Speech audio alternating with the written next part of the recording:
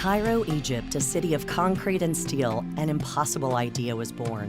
On land that for over 500 years was a site of dust and debris, an urban oasis was to be built. The sprawling, 74-acre Al-Azhar Park in the heart of Cairo. It was a grand vision proposed by His Highness the Aga Khan, whose forefathers developed Cairo over 1,000 years ago. His goal was to revitalize one of the most densely populated megacities in the world, while simultaneously restoring centuries-old historic sites and reviving the social, economic, and environmental fabric of this great metropolis. The Aga Khan, he's one of the most fascinating people who I've ever met. He's like a head of state without a country. He's a religious leader. He's also doing some of the most important charitable work. The Aga Khan Development Network is one of the largest, most diverse humanitarian and development organizations in the world. Today, it embraces a group of agencies, non-governmental and non-dominational, operating in 35 countries. They work in fields ranging from education and medical care to job creation and energy production, from tourism to media and technology, from the fine arts and cultural heritage to banking and microfinance, all working together toward a single, overarching objective: improving the quality of human life. His Highness Prince Karim Aga Khan was born in Geneva in 1936.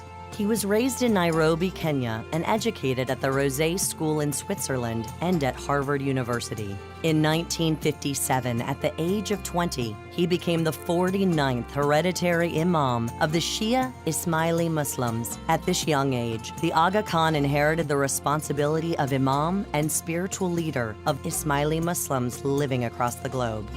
Following in the tradition of his forefathers, going back over 1,000 years to the establishment by the Ismaili Imams of the Al-Azhar University, the Aga Khan has continued to emphasize the importance of education for both women and men. He has established centers of learning that are at the forefront of international teaching practice, knowledge, and scientific research, including the Aga Khan University, the University of Central Asia, and the Aga Khan Academies.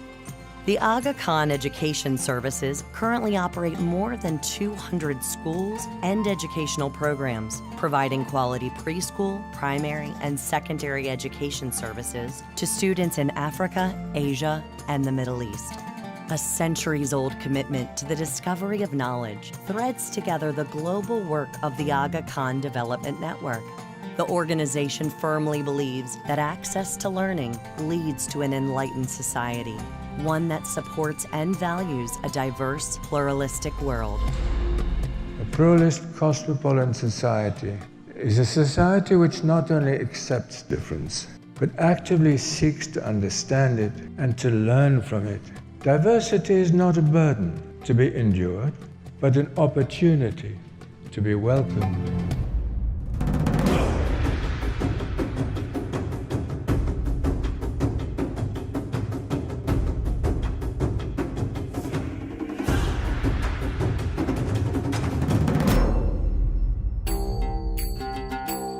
For 60 years, the Aga Khan's integrity and ethical principles have led to some of the most profound humanitarian programs around the world. He knows what he did for me. It was a cold winter in Afghanistan and all our food supply chains were cut off.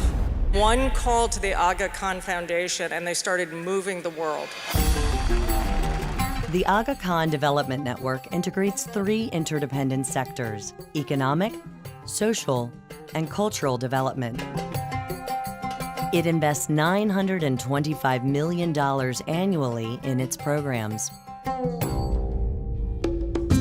The Aga Khan Foundation focuses on long-term poverty alleviation programs, nurturing an environment of self-reliance and long-term planning so that local communities can take full responsibility for their own development. For 50 years, the Foundation's work has spanned health and nutrition, education, early childhood development, economic inclusion, agriculture and food security, and the strengthening of civil society.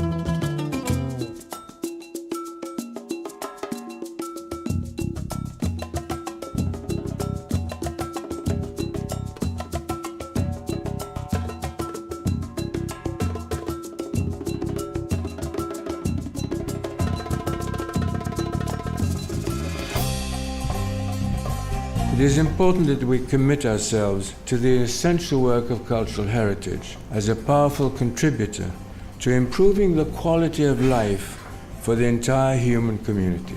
The world, especially in these difficult times, needs people of vision and goodwill like the Aga Khan.